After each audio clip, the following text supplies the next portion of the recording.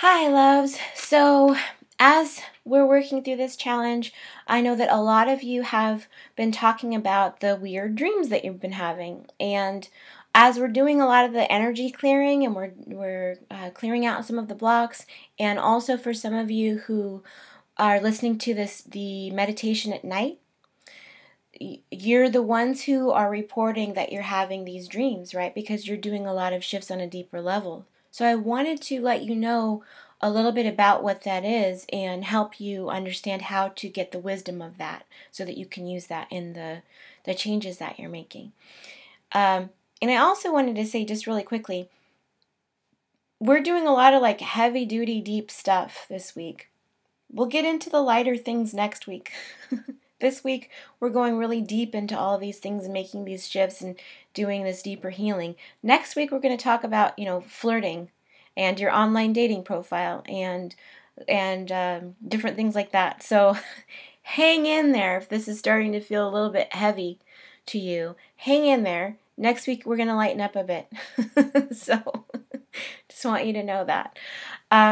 So the dreams. Okay. So what's happening is as you're making these shifts, you're bringing things up to the surface so that you can deal with them. You're bringing them up to the surface into the light. And you can either look at them and go, oh, okay, this is something that I need to work on more. Or you can have them come up and you can say, oh, okay, I didn't realize that I felt that way. Now that I know that I feel this way, I can integrate this into myself. I can accept that I feel this way, and I can go from there. An example of what I mean is like if you are having dreams that are nightmares, you can say, "Oh, I have this fear of whatever this is," and you'll probably need some help kind of interpreting what that dream means so that you can understand what fear it's trying to tell you about that you have. So I'll talk about that in a minute. But that's one thing that happens. Another thing that happens is that your dreams, if you're talking about something that you would integrate within you, you can have something come up and it makes you very sad. Maybe you dream about an ex or something like that, and it makes you sad. It makes you feel a sense of loss. It makes you miss them. It makes you mourn for like lost love, and that's totally normal too. So that's trying to tell you is that you have this desire for love that you've been pushing down because you didn't think that you could have it anymore. So those are two things that might be happening for you, two different things that might be happening for you. So what I want to do is I want to give you a tool that you can use so that you can bring the wisdom out of your dreams into your growth. You can use it for your growth. So here's what I want for you to do. This is a process of dream journaling. And you might have learned another process, so, of course, use whatever works for you. But I offer you this as a tool because I know that it's very powerful and very useful and very easy to do. So the way that it works is the first thing you do is that you give your dream.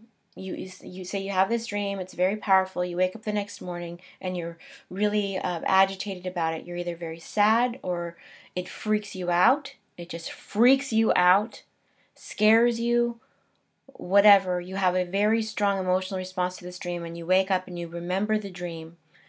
The first thing you do is you give the dream a title. And you want the title to be as concise as possible. So you would make it as short and clear as possible. That's number one. You give the dream a title. Number two is that you describe the dream from first person and like it's happening right now. So you would say, I'm in this place, I'm doing this thing, this person is here, I'm talking to them. You describe it like it's happening to you right now. So that's that first paragraph. So you've got your title of the dream. First paragraph is just a description of the dream like it's happening right now. The next paragraph, you talk about how you felt in the dream. I felt really scared because I thought that this was going to happen. I felt really safe as soon as this thing happened. I felt really sad as soon as this happened because I realized that I missed this person, whatever it is. The second paragraph is about you describing how you felt in the dream. Okay? So you've got your title of the dream, you've got your description of the dream like it's happening right now, and then under that you've got this is how I felt in the dream. The very last paragraph that you write about is going to be about your what you think the dream meant. So this is where sometimes it's tricky for people because they think that it's a special, that dream interpretation is like a very special, unique thing that someone has to do for them and that they can't do this for themselves. It's because it's like a belief that we have. And there are, of course, there are people that have special knowledge about what some of the symbolism means, special knowledge about psychology and what some of that symbolism means. So, of course, you can ask and I'll be happy to help you with that. But what I really want to do is teach you how to access your own wisdom and to know your own dream language, because that's going to be something that you take far beyond this challenge, and it'll be a tool for you to be connected to your wisdom all the time. So, that very last paragraph, if you're going to be saying, this is what I think it meant. Now, you're going to have judgments and things that come up that say, oh, it probably didn't mean this or it probably didn't mean that. But what you want to do is say, if I had to say that this meant something, I would say it meant this. That's how you kind of can get in sideways and trick your brain into letting you interpret it. So you say, if I had to interpret this as something, if I had to give this meaning, I'd say this meant blah, blah, blah. And you write that out. And you, as much as you can, try to get it out with no judgment. No judgment about the meaning, just getting the meaning out. So I hope that that's helpful for you. So here's like a quick example of how that would work. I'll give you an example based on a dream that I had like a long time ago. So I had a dream once about my ex, and I dreamed that we were in a car together and we were traveling down this kind of back road somewhere, and it was really dark and really foggy around us. We couldn't see in the car further ahead than the headlights. And the car was moving forward really slowly. And in spite of the fact that we couldn't really see around us, I didn't feel that it was dangerous. I still felt safe. I just thought everything's going to be okay still. And as we were driving along doing this, he turned to me because, you know, in dreams, things like this make sense. Like they can turn to you and the car still keeps driving and it's all fine even though nobody's driving. So he turns to me and he says, he gives me a big hug and he says, you feel like Christmas. So if I were going to describe that dream, like journal that dream, I would say the title of it would be You Feel Like Christmas. Because it was a very powerful when he said that. I remember it just went right to my soul. You feel like Christmas. And so that's what I would call the dream. The second part of the dream, I would be describing it like this. I'm in the car with my ex. We are driving down a back road. We're surrounded in fog everywhere. We can only see as far ahead of us as the headlights go. He turns to me and he says, and he hugs me, and he says, you feel like Christmas. So that's the first paragraph. The second paragraph is me describing how I felt in the dream. So I'm going to say things like, even though it was really foggy around us, I didn't feel scared. When he turned to me and he said, you feel like Christmas, I felt it go through my soul. I felt a feeling of warmth and connection and intimacy. And then that you just keep describing how you felt in the dream. And then the last paragraph is what I think the dream meant. So I would say something like, I think that the fact that we were surrounded in fog, we couldn't see very far ahead of us, meant that we didn't know where the relationship was going. Literally, I mean, we're in a car, it's going forward, but we can't see where we're going. You don't need to be an energy healer or a psychology degree to know what that one was about. So, so I'd be like, yeah, it's about going down I think it meant we don't know where the relationship is going. I think you feel like Christmas meant, you feel like a special treat that I'm only going to have in my life for a little while, or something like that. Like you feel like a special treat, but it's only, Christmas only comes once a year, right? That's one of the things that we know the most about it, right? So, so it would be something like that. That's how you would interpret it. You would describe it like that.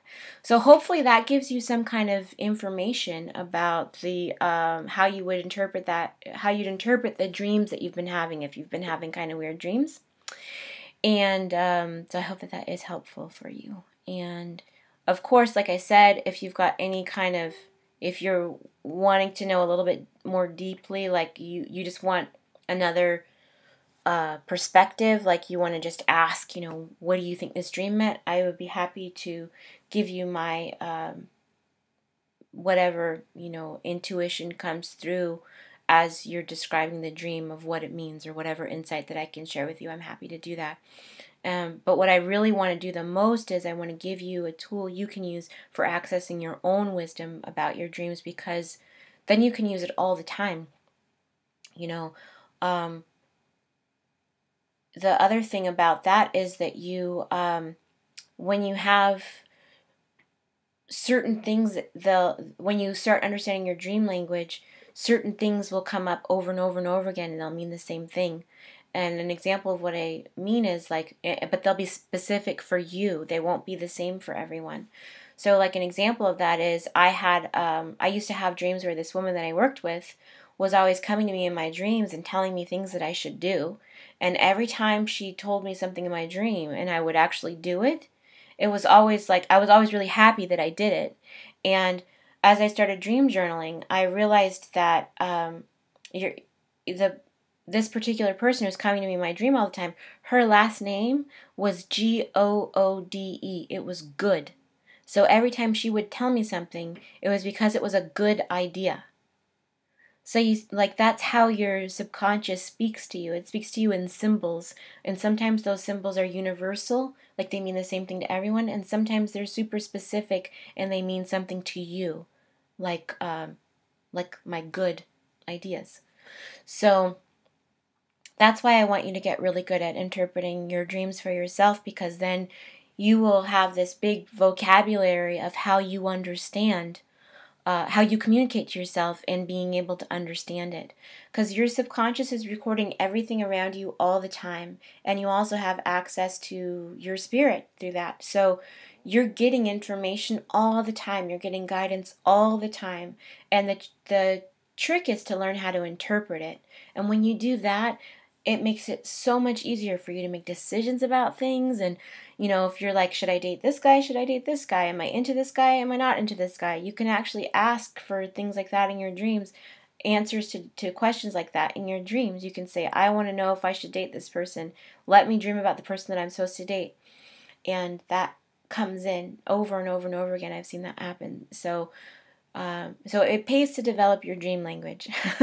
So that's your public service announcement for today. I hope that it is helpful for you. Take care.